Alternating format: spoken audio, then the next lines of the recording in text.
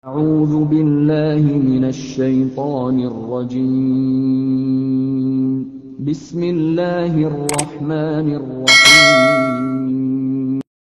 Bismillahirrahmanirrahim. Assalamualaikum warahmatullahi wabarakatuh. Alhamdulillahirabbil alamin. Wassalatu wassalamu ala asyrafil anbiya'i wal mursalin wa ala alihi washabihi rasulillahi ajmain. Rabbi shrah li sadri wa yassir li amri wa hlul 'uqdatam min lisani yafqahu qawli. Alhamdulillah, puji syukur kita ucapkan kehadirat Allah Subhanahu wa taala. Sampai hari ini Allah masih memberikan kesehatan dan kekuatan kepada kita semua. Semoga saja ini dapat menjadi satu dorongan dan istiqomah buat kita untuk tetap berta'abudi kepadanya.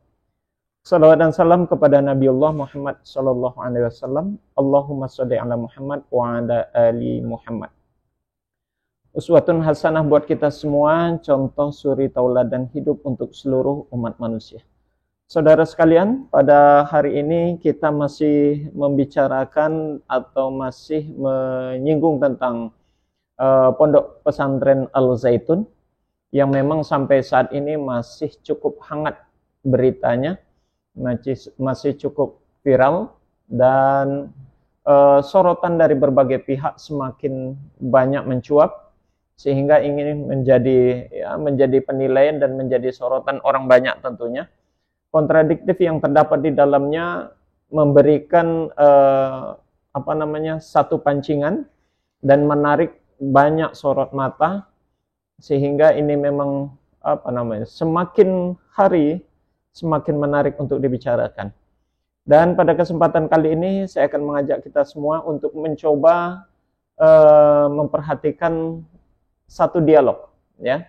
Satu dialog di sini yang menjadi narasumber adalah salah seorang pendiri dari NII. Pertanyaannya, apa hubungannya NII ini dengan Pondok Pesantren Al-Zaitun itu sendiri? Agar lebih jelas dan lebih kita bisa lebih mendengar dengan baik, langsung saja kita dengarkan pentolan dari NII ini berbicara, yang bernama Ken Setiawan, ya. Beliau adalah pendiri dari NII, Negara Islam Indonesia. Seperti apa keterangan dan seperti apa dialognya, berikut kita saksikan. Di Jawa Barat, di Indramayu, itu dikenal dengan pesantren yang banyak dihadiri oleh para pejabat juga di sana. Di era dulu lah, ada Pak Habibie, ada ya macam-macam lah. Nah, itu pesantren Al-Zaitun. Pengamatan Mas Ken sebagai mungkin hari ini pengamat gerakan teroris dan gerakan radikalisme, itu Al-Zaitun itu sebetulnya ada ikatan dengan NII atau enggak sih? Negara Islam Indonesia punya struktur yang pertama teritorial yang bergerak seantero negeri. Mereka pindah dari kosan yang lain, dari kontrakan ke kontrakan yang lain. Mereka menyembunyikan jati diri walaupun mereka sudah punya struktur negara, RT, RW, lurah, camat, bupati, gubernur sampai presiden. Tapi mereka membaur di masyarakat. Makanya banyak masyarakat tidak tahu dan menganggap NII sudah tidak ada. Bahkan beberapa pengamat dan peneliti NII sudah selesai. Ya. Tapi faktanya sampai hari ini mereka masih ada. Yang kedua adalah fungsional yang dibuat sebagai lembaga pendidikan supaya masyarakat Indonesia tidak menjudge bahwa itu gerakan radikal. Pesantren terbesar di Asia Tenggara. Nah, ini menariknya. Kita nggak boleh bawa data NII, nggak boleh ngomong NII di sana sebagai kader. Kita gerakan bawah tanahnya. Kita menganggap itu adalah ibu kota negara. Ada setiap negara kita ada ibadah haji di sana namanya. Apa? Ibadah haji? Ya, ibadah haji datang ke ibu kota negara. Jadi setiap tahun di bulan 1 Muharram. Ibadah haji di Indramayu? Ya. Ibadah haji itu kita tafsirkan sebagai perkumpulan para pejabat NII, semua bicara tentang persoalan umat, bagaimana akan diberikan solusi yang tepat atas persoalan tersebut. Jadi namanya ibadah haji, perkumpulan para pejabat Indonesia, bahkan dulu katakan se-Nusantara, termasuk Malaysia, termasuk negara-negara di luar negeri sana. Jadi mereka katakan dalam ibadah haji itu ada ritual namanya keliling tawaf, melempar jumroh. Itu bukan keliling Ka'bah. Kalau tawaf kan keliling Ka'bah. Ini keliling pesantren Al-Zaitun yang luasnya 1.200 hektar. Tapi tawafnya nggak pakai jalan kaki, mereka pakai mobil. Ada Bid'ah dong. ya. Ada melempar jumroh bukan pakai kerikil kan, tuh mereka 7 kerikil, mereka 7 sak semen dalam bentuk duit. Saking pinternya karena mereka mungkin ya belajar hukum bagaimana lepas dari jeratan hukum. Tapi ada satu hal yang menarik sebenarnya, karena dulu MUI dan Kementerian Agama itu sudah mengadakan penelitian bahkan 2 kali. Dan hasilnya sudah final. Ternyata ada hubungan antara NI dan Al Zaitun, hubungan finansial, hubungan historis, hubungan kepemimpinan dan lain sebagainya, nyambung. Oke. Masalahnya adalah sampai sekarang hari ini hasil penelitian tersebut yang sudah dibekukan tidak dipublish. Itu kenapa tidak dipublish? Saya nggak tahu pertimbangan. Tapi kesimpulan penelitian itu? Ya, ada benang merah. Benang merah antara NI dengan Al Zaitun. Ya.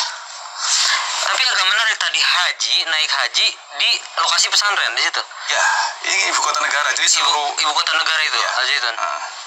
Oke, nah ini menarik Mas. Saya melihat ketika Ahmad Musaddiq itu Ya. mengaku nabi waktu itu berapa lah saya lupa, itu 2000-an ya. Ya. Nah dia mengusung ide tentang Al-Qiyadah Al-Islamiyah itu. Ya. Nah wajar aja sih karena dia juga punya pemikiran juga fase Makkah. Fase Makkah itu kan ya sebelum penaklukan Madinah ya, Yastrib dan lain sebagainya. Pas Musaddiq itu dirinya dibagi dua kata dia. Saya ada di fase Makkah dan fase Madinah.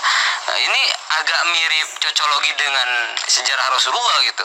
Sehingga mungkin dia juga kelompok mereka NII ini berpikiran juga untuk mendirikan Ka'bah itu. Dan Ka'bahnya itu bisa jadi juga. Karena mereka menggunakan sejarah bahwa Islam akan bangkit di Indonesia, tidak di timur, di barat, di tengah-tengah itu. Dan kelompok NI ini memang mengadopsi 2 ajaran. Oke. Islam Bugis dan lembaga kerasulan. Islam apa? Isa Bugis sama lembaga kerasulan. Jadi ajaran ini menganggap bahwa kerasulan belum ditutup. Rasul itu seperti seorang lurah, camat, bupati. Orangnya boleh meninggal, jabatannya berlanjut. Kayaknya mereka menyebut Ahmad Musaddiq nabi baru. Nabi belum meninggal.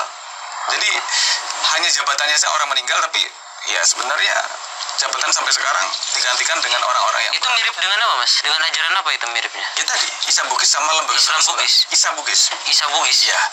Dari ajaran yang mengkolaborasi bahwa Quran itu bisa ditafsirkan dengan roh, dengan pikiran. Dan menganggap ya tadi ada fase nanti ada Mekah, ada fase sejarah akan berulang lah. Ya, gitu. Sejarah akan berulang. Oke, jadi Nabi akan terus berlanjut. Menurut mereka orangnya boleh meninggal, jabatannya akan terus berlanjut sampai hari kiamat. Hampir mirip Ahmadiyah kadang. Ya, Ahmadiyah juga beranggapan bahwa kerasulan itu belum ditutup. Ya. Tapi syariat sudah ditutup ya, syariatnya Nabi Muhammad. Tapi kenabian, misi kenabian itu akan berlanjut. Nah, ini agak aneh juga, adopsi pikirannya itu banyak gitu loh. Dari mana aja. Oke. Nah, terus Al Zaitun itu kok bisa Mas? Pesantren itu sebesar itu gitu loh. Nah, donaturnya itu dari mana Mas? Donaturnya dari intern jamaahnya ada, dari sumbangan-sumbangan dari simpatisan orang di luar kelompok juga banyak, dan informasinya juga ada dari luar negeri, cuman saya belum melihat sendiri. Tapi dari jamaah intern saja mereka sudah cukup besar, karena dulu untuk Jakarta saja dulu menyumbang ke Al Zaitun itu jamaah Jakarta aja itu satu bulan 14 miliar dulu. Dari hasil tadi menghalalkan segala cara, dari hasil bagaimana fa'i ghanimah mengambil harta orang lain di luar kelompok dianggap boleh. Ngeri sekali, mereka melakukan kriminal atas nama agama. Mereka masih menggunakan istilah fa'i kayak gitu. Ya, menggunakan kondisi-kondisi karena dianggap ini adalah kondisi perang. Hari ini masih jahiliyah. Berapa hektar Mas ininya? 1.200 hektar. 1.200 hektar? Iya. Oh gila ya, sebenarnya banyak banget deh itu. Besar sekali. Jarang loh pesantren itu, cuma dia doang pesantren Terbesar di Asia Tenggara. Nah itu tentang Al Zaitun. Kadar Al Zaitun kan ya alumninya juga sudah banyak ya Mas. Ya. Di antara yang terlibat itu ada gak sih? Terlibat terorisme atau? Ada beberapa kader NI yang menjadi pelaku terorisme. Karena memang pada dasarnya doktrin mereka itu kan ada 3, RM rububiyah, mulkiyah, uluhiyah. Iman, hijrah, jihad. Orang yang beriman adalah meninggalkan berhalanya Pancasila. Orang yang berhijrah ke sebuah negara baru namanya negara Islam Indonesia, karena dianggap negara kita masih tauhid. Yang ketiga adalah jihad. Jihad itu bisa diartikan perang, bisa diartikan bagaimana kita bersungguh-sungguh totalitas dalam berjuang. Ya, sudah sama-sama kita saksikan saudara apa yang disampaikan oleh Ken Setiawan. Sebagaimana yang kita dengar dan kita simak tadi, penjelasan dari Ken Setiawan sendiri, bahwasanya dia adalah salah satu pendiri dari NII itu sendiri. NII sebagaimana yang kita pahami selama ini adalah Negara Islam Indonesia, di mana organisasi ini kita telah tahu bersama, kita ketahui bersama, salah satu organisasi terlarang di Indonesia ini. Ya, walau alam apakah sekarang memang sudah dibubarkan secara menyeluruh, secara sempurna, atau seperti apa saya tidak paham, saya tidak tahu. Namun yang jelas saudara, kalau kita perhatikan dari pembicaraan dan dialog yang dilakukan oleh pimpinan dari NII ini, pendiri dari NII ini, dulu begitu lama katanya dia berkecimpung dan menyatu di Pondok Pesantren Al-Zaitun. Bahkan pengakuannya dari Ken Setiawan itu sendiri, secara umum kita dapat kesimpulkan Pondok Pesantren Al-Zaitun adalah merupakan markas dari NII itu sendiri. Bahkan dengan jelas dan tegas dia mengatakan Al-Zaitun itu merupakan gerakan bawah tanah dari NII. Sekali lagi, ketika NII ini sudah dibubarkan, beritanya demikian, wallahu a'lam, apakah gerakan itu masih berjalan sampai sekarang, detik ini, atau seperti apa, kita tidak bisa memahami, kita tidak bisa tahu secara pasti, saudara. Karena memang beritanya itu cukup lama sudah tidak mencuap ke permukaan, ya, sehingga ini tertutup. Ya. Apalagi kalau seandainya pembicaraan dan pengakuan dari Ken Setiawan tadi, Al-Zaitun adalah gerakan bawah tanah dari NII, saya rasa ini butuh diperhatikan oleh aparat pemerintah, khususnya oleh Kemenak dan MUI sendiri. Butuh perhatian yang khusus dan lebih dari Kemenak dan MUI, bahwasanya dari pengakuan Ken Setiawan, ternyata Al-Zaitun itu adalah merupakan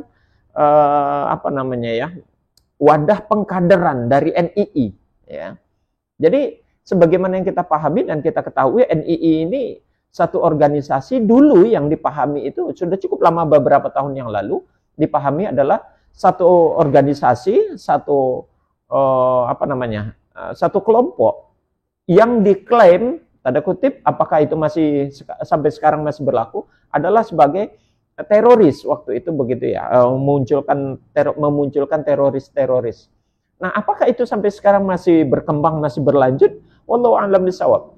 Yang jelas, bila mana mendengar dari penjelasan, keterangan dari Ken Setiawan, ya bisa saja itu bisa bisa tetap berkembang dan bisa terus berjalan. Ya.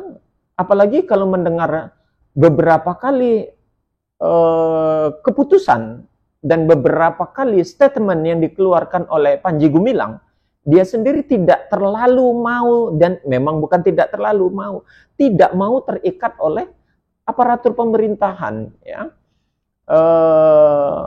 MUI sendiri, dia melepaskan diri dari MUI. Dari Kemenak sendiri, seperti kemarin kunjungan dari Kemenak, seolah-olah dia tidak mempedulikan, apalagi melihat Kemenak sendiri tidak terlalu memberikan pressure terhadap Al-Zaitun, dalam hal ini adalah Panji Gumilang, seolah mengiyahkan, bahkan mereka mengakui dapat pencerahan dari Al-Zaitun itu sendiri. Nah, ini mungkin bisa jadi Al-Zaitun dan NII butuh menjadi satu sorotan penting bagi pemerintah, khususnya dalam hal ini Kementerian Agama, sekaligus juga Majelis Ulama Indonesia. Karena keterangan yang disampaikan dari Ken Setiawan tadi, ini cukup bukti, ya, bisa dijadikan bukti untuk bahwasanya Al-Zaitun harus mendapatkan perhatian khusus, ya. Dan ini cukup harus disoroti, gitu. Harus diperhatikan gerak-gerik, ya. Karena belakangan memang keputusan-keputusan yang dia ambil dan aktivitas-aktivitas yang ada di dalamnya cukup meresahkan, Meski beberapa cuapan dari alumni di Al-Zaitun sendiri mereka mengakui tidak tidak melihat gerakan yang menyesatkan atau ajaran-ajaran yang menyesatkan, walau alam yang selama ini mungkin. Tapi kalau kita lihat akhir-akhir ini sudah mulai menyimpang dari konteks yang sebenarnya. Dalil-dalil, penggunaan dalil tidak sesuai dengan konsep yang sebenarnya. Belum lagi dia ingin membuat terobosan. Contoh, terobosannya itu kalau seandainya sesuai dengan syariat mungkin tidak ada masalah. Tapi dalam hal ini terobosan yang akan dia buat itu menentang syariat. Contohnya saja kemarin ucapannya akan mengadakan khatib Jumat itu adalah santriwati, ya, perempuan. Nah, ini kan sudah keluar dari konsep keagamaan atau keluar dari konsep syariat ataupun fikih dari para mazhab fikih itu sendiri. Apalagi dia mengatakan mazhab yang dianut adalah mazhabnya Bung Karno. Sejak kapan Bung Karno jadi imam mazhab? Nah, ini belum lagi yang hal-hal yang lain. Kita juga lihat aktivitas azannya yang tidak sesuai dengan yang seperti biasanya, yang layaknya orang azan. Ya mungkin itu tidak terlalu menyolok lah untuk aktivitas azan, karena memang lafaz-lafaz azan itu tidak ada yang berbeda. Hanya mungkin caranya melafazkan saja azan itu yang agak sedikit tidak seperti biasanya. Dan kalau itu sih mungkin masih bisa ditolerir. Tapi ada beberapa ketentuan sholat yang berjarak dengan menggunakan kemarin Al-Mujadilah ayat 11, lalu As-Saff ayat yang keempat. Sementara surat Mujadilah dan surat As-Saff itu tidak sama sekali menyentuh tentang sholat berjamaah, kaifiat dan ketentuan sholat berjamaah. Bahkan tidak ada menyebut tentang saf sholat. Tapi itu bisa dijadikan dalil. Kemudian dia menolak adanya dalil-dalil hadis yang dhaif, ya, hadis-hadis yang munkar. Nah, ini sangat membahayakan. Secara fikih syariat Islam ini cukup membahayakan. Jadi sekali lagi saudara sekalian, kepada kita semua,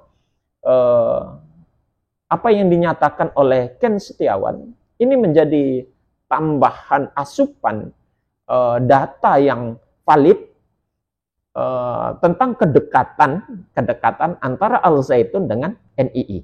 Jangan-jangan, tanda kutip, jangan-jangan NII dan Al-Zaitun sampai sekarang gerakannya seperti apa yang dikatakan oleh Ken Setiawan, gerakan bawah tanah itu masih berjalan. Ya, perlu kita waspadai saudara, hal ini memang menjadi sorotan serius menurut saya, khususnya terhadap aparat pemerintah, tatanan pemerintahan kita, khususnya dalam hal ini adalah Kemenak dan MUI. Demikian saudara, semoga ini menjadi perhatian dan menjadi pembelajaran serta menjadi masukan yang berharga. Kita tutup dengan kafaratul majelis. Subhanakallahumma wa bihamdik, asyhadu an la ilaha illa anta, astaghfiruka wa atubu ilaik. Assalamualaikum warahmatullahi wabarakatuh.